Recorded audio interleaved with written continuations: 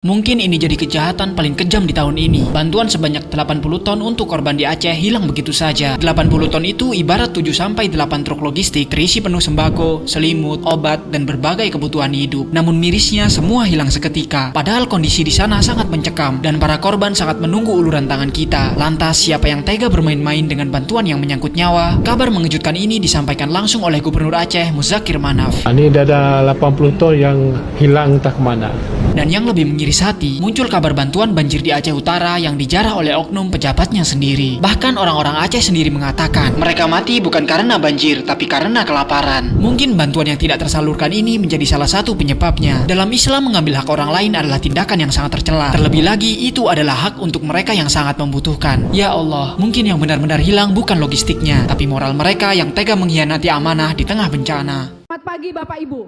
Di depan kamera kalian bicara soal moral, di depan rakyat kalian bicara soal pengabdian. Tapi di balik pintu kekuasaan kalian bersekutu dengan kepentingan. Mulut kalian penuh janji, tapi tangan kalian penuh kepentingan pribadi. Kalian menyerukan kejujuran, namun menutup mata pada kebusukan sendiri. Kalian marah pada kritik, tapi diam pada kejahatan yang menguntungkan. Kalian mengutip nilai dan etika, namun mengkhianatinya setiap hari. Inilah wajah kemunafikan, berpura-pura membela rakyat sambil menghisap darahnya perlahan. Rakyat tidak bodoh, kami melihat, kami mencatat, dan kami tidak akan lupa.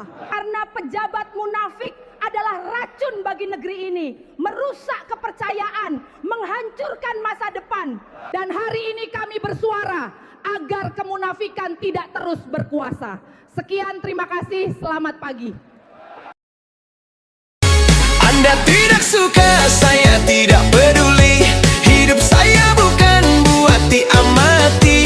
Mau ngomong apa, silakan sendiri. Saya tetap jalan, tak perlu konfirmasi. Anda tidak suka, saya tidak peduli.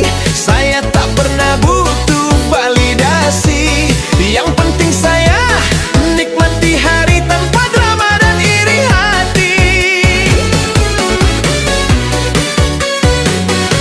Bicara di belakang silakan saja, mulut orang gak bisa dijaga. Tapi saya tetap melangkah, karena hidup saya punya arah.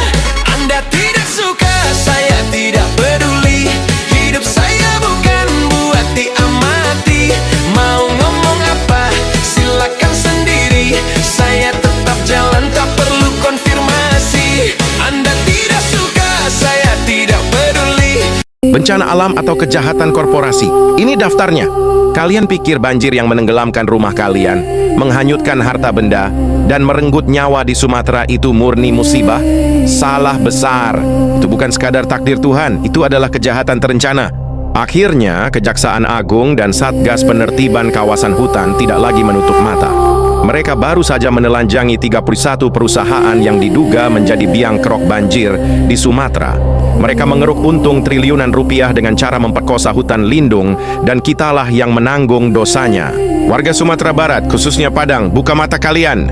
Sungai Batang Kuranji dan air dingin tidak meluap tanpa sebab. Ada tangan-tangan kotor yang bermain di hulu. Kejagung telah mengantongi inisial perusahaan yang beroperasi di jantung masalah ini.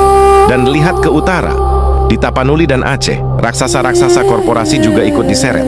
Bersatu nama, PT Tribahtera Srikandi, TBS, sudah resmi jadi tersangka pidana. Tapi bagaimana dengan nama-nama besar lainnya? Ada Toba Pop Lestari, TPL, ada Tambang Emas Eginkort Resources, ada PLTA Batang Toru. Apakah hukum kita punya nyali menyentuh mereka? Atau PT Tesa lolos? Rakyat Sumatera sudah lelah cuma dikasih mie instan dan selimut setiap kali banjir datang. Kita tidak butuh sumbangan, kita butuh keadilan. Kejagung bilang akan cabut izin dan tuntut ganti rugi. Kita tagih janji itu. Jangan biarkan mereka lari setelah menenggelamkan pulau kita. Sita asetnya, miskinkan pelakunya, dan kembalikan hutan kami. Viralkan daftar ini. Karena diam berarti kita setuju ditenggelamkan. Selamat datang di negeri ajaib, di mana suara rakyat harganya setara sebungkus mie instan dan sebotol minyak goreng murahan. 80 tahun merdeka, tapi otak sebagian rakyat masih dijajah perutnya sendiri. Politikusnya maling, rakyatnya kompak jadi penjilat recehan. Negara-negara kecil yang dulu iri pada kita sekarang sudah melesat jadi macan, sementara kita masih bangga jadi kerbau yang ditarik ke kandang tiap pemilu. Katanya rakyat itu tuan, padahal kenyataannya Buddha. Katanya demokrasi, tapi yang berkuasa tetap amplop. Lucunya, setiap 5 tahun rakyat sendiri yang menyerahkan lehernya untuk digorok, sambil senyum puas karena dapat sembako basi. Jangan bermimpi anak cucu kita hidup makmur. Mereka hanya akan lahir jadi pewaris kebodohan kolektif, dipaksa mencium tangan para penjahat yang kalian undang sendiri ke kursi kekuasaan. Jika generasi ini tidak sadar, maka anak cucu kita hanya akan mewarisi reruntuhan negeri yang hancur oleh kerakusan, bukan warisan kemakmuran yang seharusnya kita perjuangkan. Dan ketika itu terjadi, jangan salahkan Tuhan, salahkan diri kalian yang rela menjual masa depan bangsa hanya demi perut satu hari. Karena pada akhirnya, darah anak cucu kalianlah yang akan menebus dosa kebodohan kalian hari ini.